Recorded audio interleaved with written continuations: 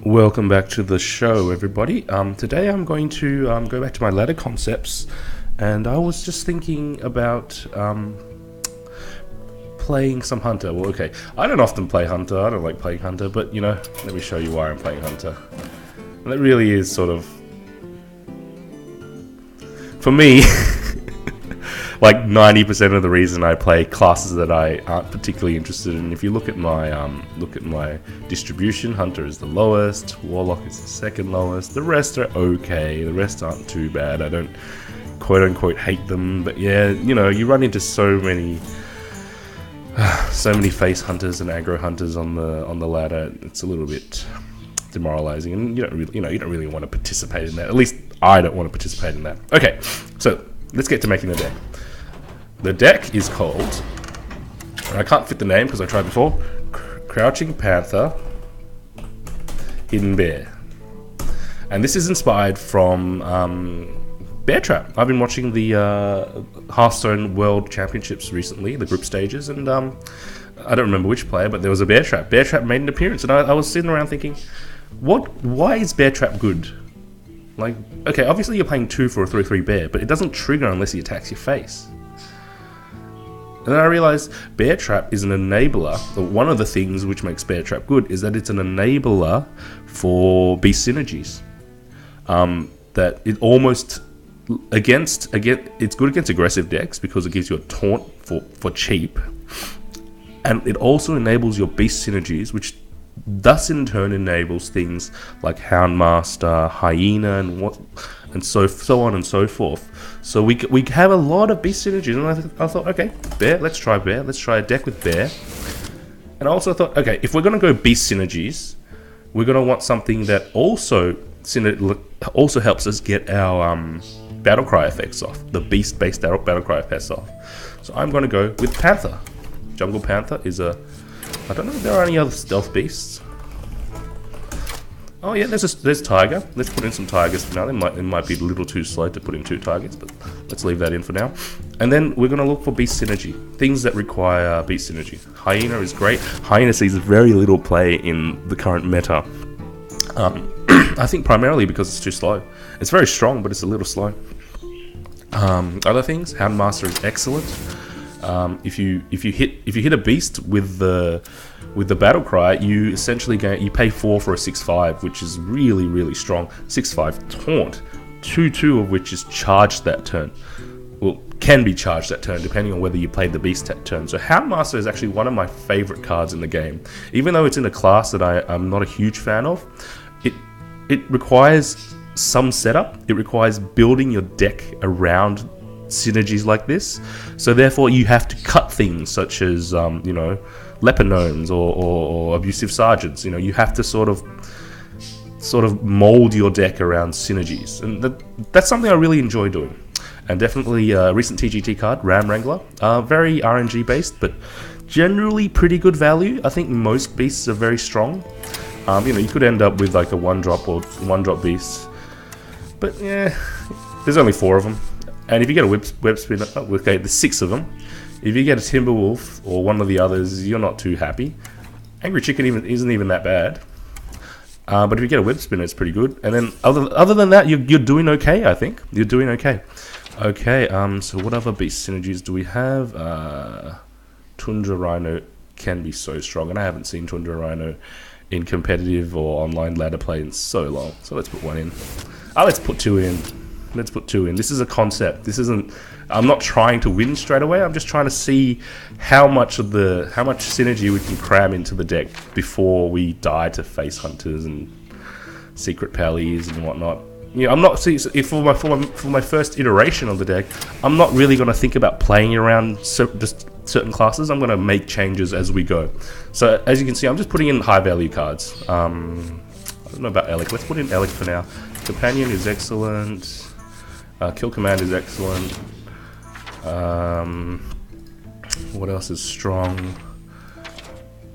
Quick Shot. I'll put in 1 Quick Shot.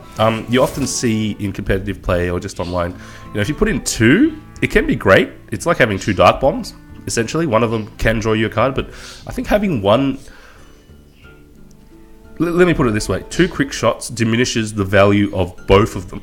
But having just one increases the chance of you drawing a card off a single quick shot. If you're stuck with 2 quick shots in your hand, then the value of the first one is gone down. So I would only really put 2 quick shots in like a control based deck, or something along the lines of like Face Hunter. You know, you don't really care, like you'll burn through your deck so quickly that you can quick shot to draw a card. Okay, Hounds is excellent. Particularly excellent. Oh, I recently pulled a ball of spiders. I wouldn't mind trying it. I think it's a little too slow. I mean, come on, you're gonna play 3 1/1 web spinners, or you're gonna play high main. You don't have that many, like most decks don't have that many slots in them for 6 drops.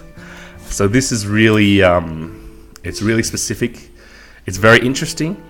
It's really quite weak, I think, in my opinion. I haven't tried it though, I could be wrong. But I think that little more work needs to be done in building up this card. Anyway, so we're going to leave that out for now. Okay, let's see what else we can put in. Snake. Well, since I'm putting 2 bears in, I will put in Mad Scientist. Just one. 2 is a little bit too aggressive. Probably take an Elec out, or maybe both Elecs out. Let me think. Okay, so Unleash is really strong. What's strong with Unleash? Cult Masters, Direwolf Alphas, of which it also happens to be a beast. Direwolf also needs certain things to make work. You need strong 1-drops, and I've been thinking about experimenting with strong 1-drops. I think I'm going to put in. So the choice for 1-drop beasts is really limited at the moment. I mean, if you know, assuming you put in 2 web spinners, you either go with like what else is there? There's nothing else. Chicken is kind of, you know, horse doo-doo.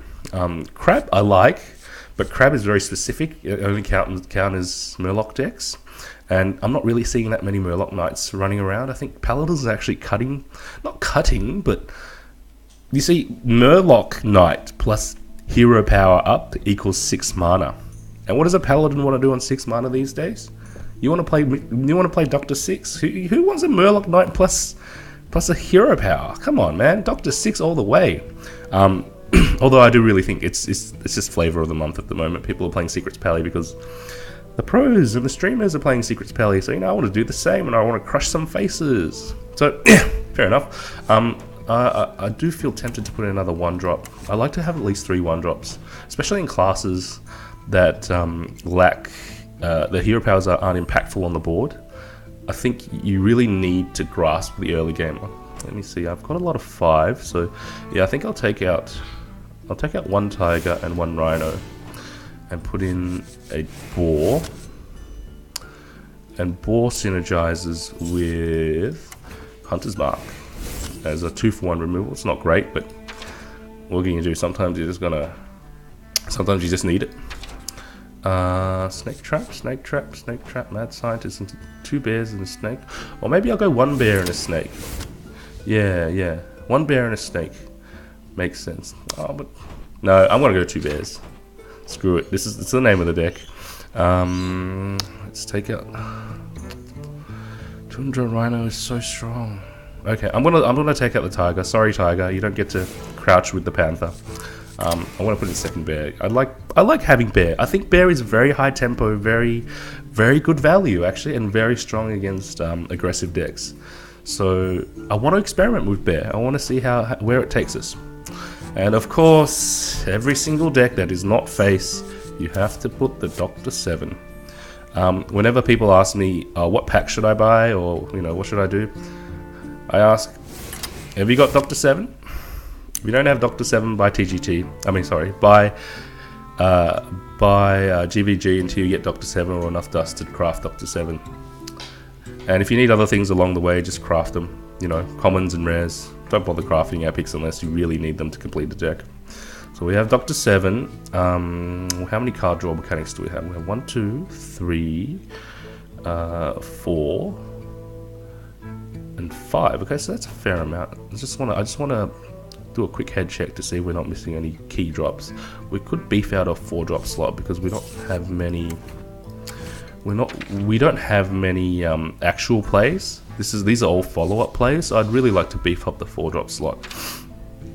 Looking at 4-drop beasts, we have Snapjaw, Tall Strider, and Warhorse. Or we could go with good old Pilot Treader. Let me see what I might cut. I think I'll probably cut a 3-drop for a 3-drop. I often find that double hounds, you don't want, like, one copy of hounds is great, but double hounds isn't that strong. You often don't need double hounds. When you play hounds, you're probably hounding like 4 minion board. I guess double hounds can work because you trade in some of your existing hounds. I have 3 1-drops. How many 2s? 1, 2, 3, 4, 5. Yeah, I want another 4. I think I will cut a hound and put in a shredder. Yeah, okay, that's a nicer looking curve. All right. So I'm just going to put this deck together and get the deck list ready, and we'll hop into our first game. Okay, we are queuing into our first opponent, and as you can see, we have our deck list on the right hand side, and we have my blank win counter. I'm looking forward to recording, hopefully a win. Probably Secrets Pally. Okay, I think I like Bear Trap here. In which case, do I need the ball for anything? I don't think I need the ball for anything. I'll just keep the Bear Trap. Is the boar actually any good? Is it too low value? I have to ask. I have to note that down. Boar too low value? Oh, that's an excellent draw. I'm definitely going to play the Scientist instead of the boar. You gain so much value, yeah. Okay, let's see what happens. Looks like a mid-range Pally. I would definitely expect... Sorry, not a mid-range Pally. Like even a mid-range Pally would have knife jugglers and shielded mini bots. I think this is control. This is like heavy control. Again, just going off there. Yeah, it looks like heavy control, or at least some sort of divine shield variant. Hard to say. Okay, no problems. Let's pop our secret. Oh, misplay. This is what happens when you don't play Hunter enough. I should have played the Bear Trap so that it would definitely. So that if I played the Bear Trap, and if he had pulled a Bear Trap instead of a Snake Trap there, I would have been in a lot of trouble because I would have a dead Bear Trap in my hand. I think you always want to play the Hunter Trap first. If you have a trap in your hand and you can do it at the same time as trading off your Mad Scientist, you should, because then the Mad Scientist draws another trap, and therefore you build up your trap arsenal, so to speak. Yeah, it's something. Again, I don't play this class enough. Ooh, I really like Hyena here. I really like Hyena here. Yeah, let's do it. Let's do it. Let's have some fun. I could have gone Handmaster and played defensively, but yeah, let's just push out. Gives me more targets for Handmaster next turn. I'm not doing anything next turn anyway. There was a consideration for keeping the Hungry Crab for a Murloc Knight, and there's probably a fair chance that there is a Murloc Knight in this deck, but I just wanted to, I wanted to load up the board so that, I mean, if he drops a Murloc Knight, I can contest it anyway. Okay, Houndmaster. I want to protect. Houndmaster will buff things out of Consecration range. Shredder generally is a stronger play, but you don't always have beasts lying around to Houndmaster. Now, if I give this a 2/2, it still dies to the weapon, so I should give something else the buff. So that the health, it might come into play. It might be able to clear 2 Silverhand recruits rather than just 1. Okay, let's see how we go. Looking forward to dropping Highmane. Always feels so satisfying to play a Highmane against anybody. And that really is, I think this sort of Hunter is really Blizzard's vision for where they want Hunter to go. Okay. Like, they know that Face Hunter is frustrating to play against. There's not Not very satisfying. Okay. I think I'll save the Elic. I was going to go Elic Shredder, but if the Elic is going to pull something, it's better for it to pull something later on when I have more mana. So if it acts as card draw is strongest when you can play the card that you draw on the same turn, and that only really happens towards the later stages of your mana curve. Should I deal with this thing? I've got a bear. What's the risk if I don't deal with this? You could have kings. No, I'm just gonna go face. I'm just gonna go face. You could have kings. You could have something like Argus, but Argus really isn't great against high main anyway. Yeah, let's just go face. Even as a control hunter, you know, just because your hero power is so aggressive and fast, you know, sometimes you just want to do it.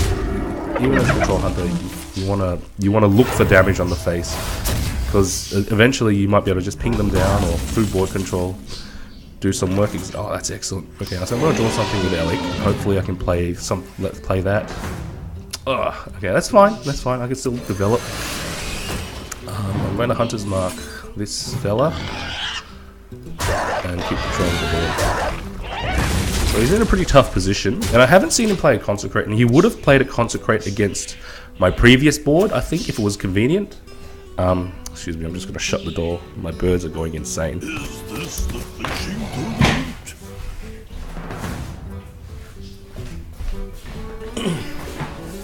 tournament? He would have played a Consecrate to clear my board last turn. Excellent. So I won the joust there. Okay, do I go face? Do I go face? It's really tough for me to just go face. How much damage are we looking at if we go face? So this is 3, 3, 4. That's 14 damage. And it puts him... Actually, no. Are we done? 3, 3... Hold on. 3... That's 7... 7... 10... Add 2 more. Add 2 more is 12, add 2 more is 14. Not quite enough. I think I will clear the board just to be safe. Because I have late game threats. Shut up. I have late game threats. And he still needs to deal with this. He needs Consecrate, and he doesn't have it in hand. Otherwise he would have played it. So... I think that was the correct play, given that I also have Bear. Yeah, he doesn't have... Oh, yeah, he doesn't have Consecrate. You wouldn't be doing that if he had Consecrate. Yeah, he's done. Looks like he's got too many like passive cards that don't really affect the board. Well played. Okay, excellent. So we can record our first win with Crouching Tiger, Hidden Bears. And let's pop into the next game and see how we go. Okay. Yeah, so that was definitely a control pally. I think the mistake that that previous opponent made with his deck, and I haven't seen his entire deck obviously, is that if you're gonna play Argent Protector, you need a lot of early game. Like you need 2 drops, you need 1 drops. Like Argent Protector is excellent with something like Zombie Chow, or even like Worgen Infiltrator, or even just like a Abusive Sergeant played onto an empty board. Do I want to keep Hunter's Mark? Because he's probably, like, with the Priest, there's a likelihood of Injured Blade Circle, or... No. I need to push out onto the board. Hunter's Mark is too reactive. I want to hope to top deck Hunter's Mark when I need it. If I don't push out onto the board, I'll probably just end up losing to things such as, if it's Dragon Priest, probably just end up losing to things such as Wormrest Agent and etc, etc. And we're not really running any tech cards at the moment, as you saw from our deck construction. I'm gonna leave. It's too automatic. There's merit to playing the ball. There is merit to playing the ball, because if I had played the ball instead of hero powering, I could have picked up a Leok, which would have buffed the ball into killing that. It doesn't make a difference now. But yeah, I probably should have played the board instead of sneaking in that 2 damage. I don't think that 2 damage was worth it. Not for the loss, not for the loss of tempo that I suffered. No peak. Excellent. Yeah, I think that was clearly a misplay on my half. you don't always just want to automatically hero power, because your hero power really isn't okay. Your hero power really is only worth about 1 to 1.5 mana worth of value, Is someone injured? and it does something very specific. Whereas a boar, you know, it charges in to deal 1 damage, and if it's not dealt with, it deals 1 damage the next turn. So it already does a good amount of work. Okay, double boar. Oh, if only I had a little more mana. Double boar. Double boar. Or I could do unleash boar. Yeah, unleash the boars. Unleash the boars. Let's go. It's a pretty clunky hand, and it's sort of the reason why. It sort of showcases the reason why I didn't want to put 2 hounds in this deck, because having 2 hounds in your hand, and this is quite this appears to be quite often the case. Having 2 hounds in hand or having too many spells in hand makes your hunter hand a little bit inconsistent, and you end up just like doing nothing for certain turns. Okay, I can kill command to get rid of it, but what's my other play? Kill command boar again. Kill command boar. I think I'm going to want to deal with. I don't have any easy answers yet, and if I don't do that, he's just going to start getting value, clearing my little guys. Not that he's already isn't getting value clearing my little guys. Yeah, I think I had to do that. Given the amount of, well, depending on the amount of dragon priests flying around, on the ladder, you might want to consider. I might want to consider a black knight. Or actually, a more beast synergetic option would be Ironbeak Owl. Yeah, and I think silencers are the weakness of Dragon Priest. Really, with their, you know, if you have a dragon in your hand, buff this minion, is Owl. A Wormrest is really quite poor if it gets owled. Okay, Tundra. I want Tundra. This is a really tough turn. Probably need some. You know what? I'm just going to stealth out, and I can get some value with Cult Master or Hound Master next turn. The Master of the Beasts. Yeah, but we're not looking in a very strong position at the moment. But priests don't tend to have a lot of bursts. This version of Dragon Priest usually is very reactive, very passive. Waits until you're Sarah and tries to kill you with card value. From my experience, it lacks a lot of tempo. If you're able to do cheap plays such as, let me think, you know, like saps and things like that. This is, you know, tapping into my rogue background. If you're able to do things like sap their Chillmore, they have a really tough time coming back, because the deck has so much to do with setting up walls ahead of time, and if you can cheaply remove those walls, yeah, they literally don't have enough mana to come back. Oh, that was an excellent pickup. That's exactly what I was looking for to fill out my curve. Oh, that's excellent too. Okay, what do I want to kill? Do I want to kill the boar? Actually, no. Do I want to kill the Northshire? If I Houndmaster, this becomes a 4/6. Yeah, I want to kill the Northshire and get value from that. Make a 4/6, which is difficult for him to challenge. Is that correct? Was that correct? I think so. I hope so. Because he can't remove it with like a 4/6. Any 4 attack minion against Priest is exceptional. So, you know, things like Shredders, things like Yetis, because they don't the designers of Hearthstone specifically left that attack value open, so that Priests can't Shadow Word Pain or Shadow Word Death it without certain other cards such as Shriekmeisters and Shriekmeisters and Abusives. Okay, Scavenging. I think I can do this. Yeah. It's not great, but yeah.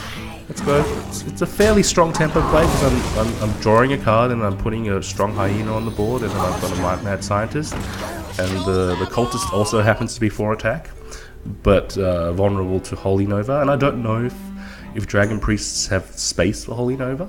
I don't tend to see it. I tend to see one copy, perhaps one copy of Holy Nova, one copy of Light Bomb. Yeah, he doesn't have Holy Nova in hand. I think he definitely would have played it there. Because I think it's got to do with how much synergy dragons require. You have to have a certain number of dragons in your deck to make the deck consistent. Oh, okay. Do I want to clear this? I don't think it's that important to clear this. I'm going to develop the high main, because next turn, if I can Rhino, the high main's death rattles are also given charge. So if I can trade the high main into something and it dies off, you gain an additional 4/4 charge. Well, 2/2 spread out amongst 2/2 spread out amongst 2 minions worth of charge. So that's really powerful. Okay, he's playing really defensively. And that's surprising, because things like Shadow Word Pain I would usually cut for a Worm Rest, because the Worm Rest is so much more. Worm Rest is so much more versatile. I don't think I want to play this. I don't think I want to play anything, actually, because if I put this down, it becomes a 4/7. It gets killed by both of them, and he keeps his Worm Rest. I'd rather Houndmaster the Bear to be. Oh, snake. I'm just gonna hold it. I don't think I can win if I just give away my Tundra Rhino. I think I need value from Rhino plus something else, and I definitely need Houndmaster value. Should I just have played the Houndmaster? Probably. I think I was too greedy there. I think I should have put the Houndmaster down and baited the snake trap. Yeah, so he knows it's snake now. I think. Yeah, and we're in trouble. That's okay. Yeah, he knows it's snake. Second bear. That wasn't helpful at all. I think I just killed myself. Yeah, we're done. Oh, no, we're not done. But we're in a ton of trouble. So I've got a strong taunt. He's going to absorb 8 damage next turn, because, you know, his guy's coming 4 damage increments. And I'm not going to attack. Yeah, we're in a lot of trouble. But I'm going to play this game out anyway to gain a little bit of info about how the deck sort of feels, how the deck plays. At the moment, I'm getting a sense that we don't have enough card draw, but that might just be, you know, might just be variance. It might just be, you know, this game. Yeah, okay, we're done. I'm not sticking around. Alright, well, guys, I'm going to wrap up this video here. So I'd love to hear your feedback as to what you think about the deck, and you know, whether you want to try it yourself or not. I don't think there are any particularly expensive cards aside from the Boom, but you put Boom in every deck. Actually, did I put Boom in this deck? Because I tried this deck before and I didn't put Boom in it. Let me just double check my. Yeah, there's a Boom. You know, there's always a Boom. What am I talking about? Am I stupid? There's always a Boom. Anyway, enough rambling. Thanks for watching, guys. Hope you guys have a lovely day, and I'll be back with another video shortly. Thank you. See you later.